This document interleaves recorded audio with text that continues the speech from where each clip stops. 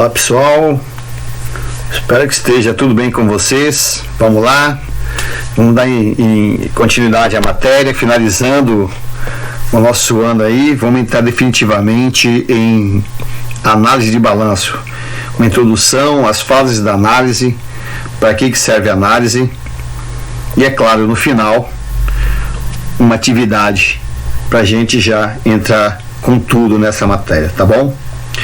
Bom, então vamos lá, vamos falar um pouquinho do conceito finalidade.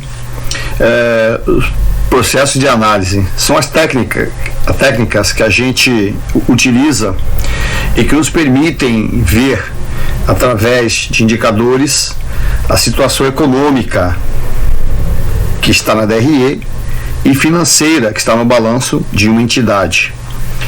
Então, por meio dessas interpretações, de onde? Das demonstrações que nós acabamos de ver.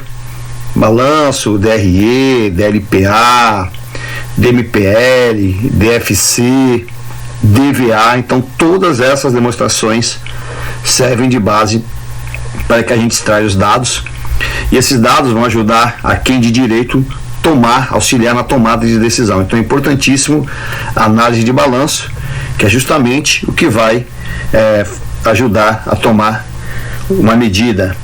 De repente continua uma linha de produto que está dando prejuízo, descontinua, ou abre uma linha para outro produto, ou para de vender, aumenta a margem de um produto se for na área comercial. Então as análises são as mais variadas possíveis, que a gente vai ver lá na frente. Então, justamente o processo de análise do balanço, ele inicia quando a gente termina o processo contábil.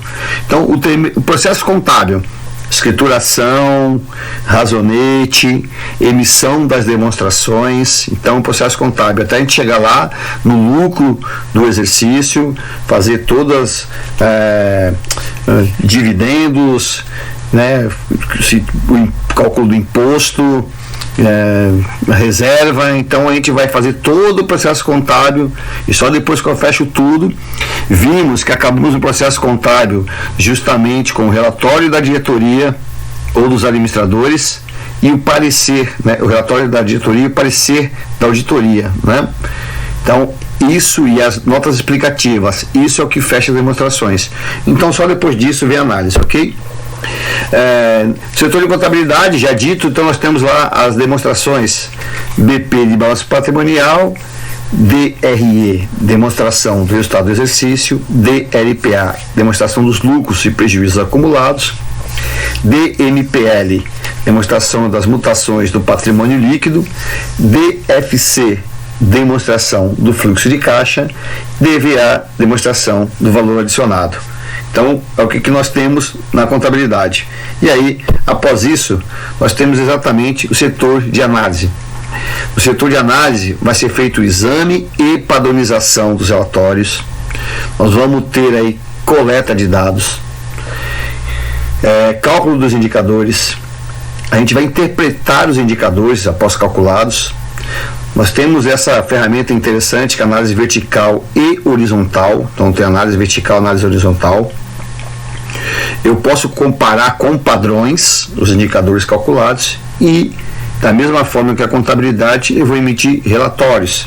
Isso aqui, relatórios puramente de análise. Vamos começando. O que é exame de padronização?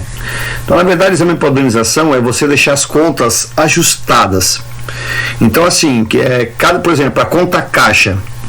O que eu tenho no caixa? Então eu vou ter que corrigir, eu vou ter que talvez separar os vales, eu vou ter que ver se está a posição da receita e despesa, e é como se fosse uma auditoria interna, certo? Então essas contas devem ser ajustadas para melhor visualização, e eu posso englobar alguns subgrupos. Então, por exemplo, lá no imobilizado, eu não preciso falar de veículos, móveis e utensílios. Então eu posso totalizar esse grupo e fazer uma análise do grupo geral, tá? Então, só para vocês terem ideia, nessa padronização, costuma-se pegar e deixar os valores das contas pelo líquido. Então, estou dando exemplo aqui do imobilizado. Então, por exemplo, eu desprezaria aqui depreciação acumulada, ok? Então, a depreciação acumulada, eu só trabalharia com o valor líquido da conta. Isso é o quê? Justamente para facilitar a análise. Eu só teria números positivos do lado do passivo, correto? Sabemos que do ativo, perdão. No ativo eu tenho tudo positivo e tenho lá as contas que são retificadoras. Então, depreciação acumulada é uma delas, amortização acumulada é outro. Provisão para devedores duvidosos também é outra, né? Então, por isso aí ele faz o líquido, ok? Então, o exame de padronização é deixar a coisa no jeito, simplificada, para que a gente tenha um trabalho mais facilitado. A coleta de dados. A coleta de dados é o que seria a própria análise, né? É da onde eu tiro esses dados. A gente vai ver na prática que eu posso trabalhar com todos os dados. Eu posso trabalhar com todo o ativo circulante, eu posso trabalhar com só o imobilizado, eu posso ter que juntar os dois e falar em relação ao ativo total, ou eu posso falar do passivo, eu posso me preocupar só com o que forma o capital próprio, que é o capital e as reservas. Eu posso só me interessar pelo capital de terceiros, fornecedores, salários a pagar, impostos a pagar. Eu posso me preocupar com a composição do capital próprio em relação ao capital de terceiro, que é importantíssimo, ok? Então aqui, ó, da DRE, eu posso também falar das vendas brutas, como é que é o lucro em relação às vendas brutas, como é que é a despesa em relação às vendas brutas. Então eu posso tirar dados, gente. Imagine qualquer dado que eu queira. Eu posso querer saber quanto que o caixa representa em relação ao ativo total. Eu quero saber quanto que eu tenho em relação ao ativo circulante para pagar do passivo circulante. Então eu posso fazer dados só do ativo, só do passivo, só da receita, só da despesa. Então eu posso usar todas as demonstrações para tirar qualquer espécie de dado, tá bom?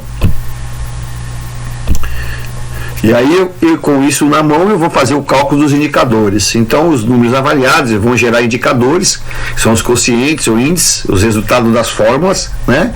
Nós veremos lá que nós temos várias fórmulas, ativo circulante dividido por passivo circulante, ativo circulante, mas ativo não circulante dividido pelo PL, depende do que eu queira. Nós vamos ver os indicadores mais para frente. E a gente vai ver, né? Na verdade aqui, ó, nós já temos aqui os principais indicadores que nós vamos ver são justamente esses caras aqui, ó. Estrutura de capitais. O que é estrutura de capitais? É saber se esse capital é mais próprio ou de terceiro. Como é que está a minha estrutura? Eu tenho mais valores lá no capital de terceiros, fornecedores, salários a pagar, ou eu tenho mais próprio? Então é uma análise muito interessante. Liquidez. O que é liquidez?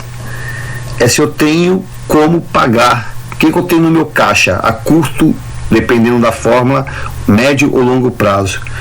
Eu consigo a médio prazo ter dinheiro para pagar as minhas dívidas do circulante? Indicador de liquidez é importantíssimo, né? E a rentabilidade. Qual é a ideia da empresa? É que eu aplique o dinheiro, que ela gere lucro, correto? Isso é rentabilidade do meu capital investido.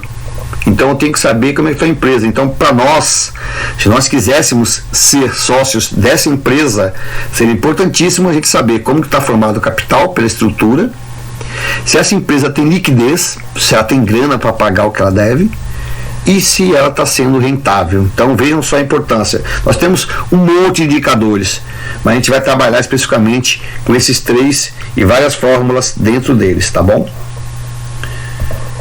Vamos lá, continuando. A interpretação dos quocientes nada mais do que o resultado das fórmulas. Então nós vamos fazer análise. Aí entra a parte justamente de conhecimento.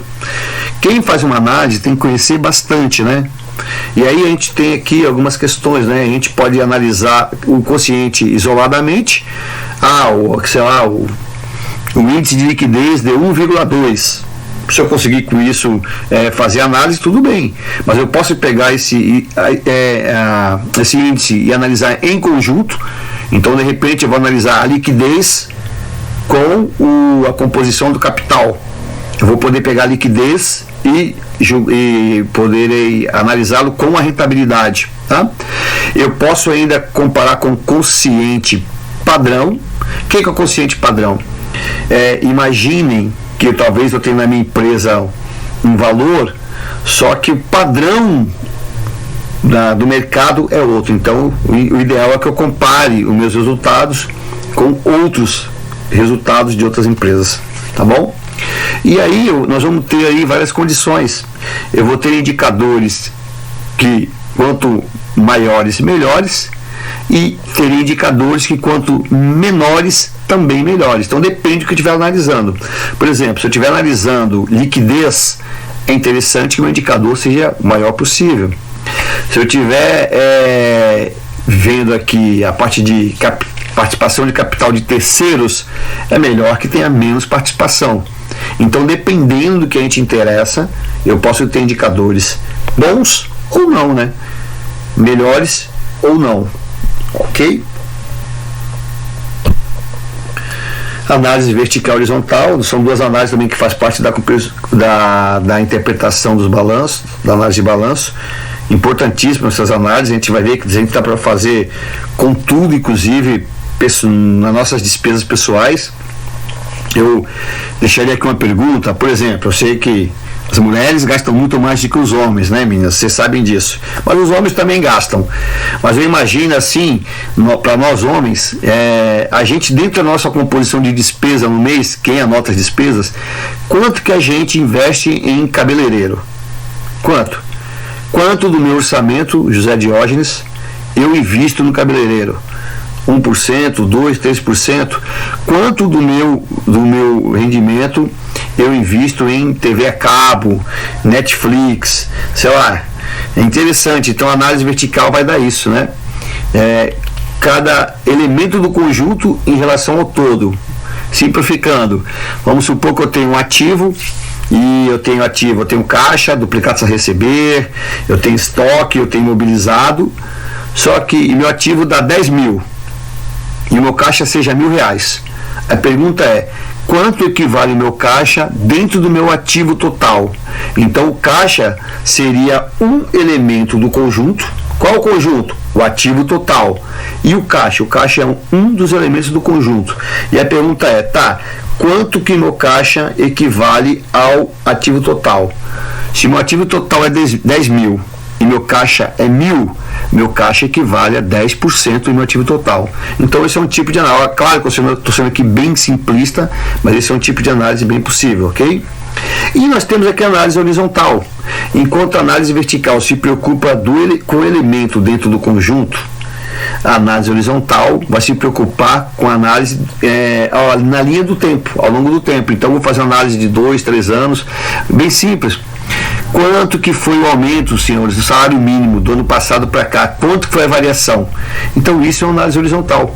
Olha, o salário mínimo variou nos últimos 3 anos, X% do ano 1 para o ano 2, Y% do ano 2 para o ano 3. Isso é uma análise horizontal que a gente vê quase todos os dias no jornal, ok? Vamos aqui continuar. Comparação com padrões, aquilo que eu disse, uma empresa pode apresentar um indicador que seja até bom, ele é positivo, opa, tô legal.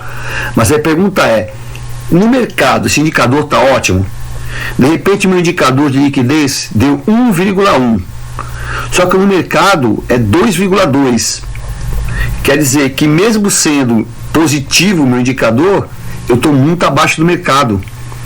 Então é sempre interessante eu ter indicadores e compará-los com padrões. E aqui é claro que ele pede, né, das mesmas empresas. Então, por exemplo, hoje eu trabalho no hospital e eu teria, por exemplo, que comparar nossos números com outros hospitais, né? Um hospital que atende SUS, que tem o mesmo número de leitos, assim por diante. Certo, pessoal? Então é isso aí. Então temos que comparar com os padrões. E por fim, nós temos aí os relatórios, né? Os relatórios de análise. Por quê? Porque quando o especialista faz todo esse conjunto, ele vai fazer um relatório. Ele vai dizer o seguinte: olha, nossa índice de liquidez está dentro ou abaixo do padrão. Nós temos exemplos depois que a gente vai ver lá na frente. Nosso endividamento está sendo mantido mesmo de 2 anos atrás, com leve redução. porém aumentamos a rentabilidade acima do mercado. Então, assim, você vai fazer todas aquelas análises que a gente vê os bambambans aí nos jornais, eles fazem justamente desse jeito, com indicadores e demonstrando como que eles chegaram lá. Beleza? Pessoal, era isso por enquanto. A gente vai ter muito mais coisa para fazer, certo? Introdução à análise de balanço. Essa aqui é a parte 1. Na parte 2 a gente tem um exercício, um exemplo de atividade de exercício que eu vou também falar para vocês. Falou? Obrigado a todos e até a próxima.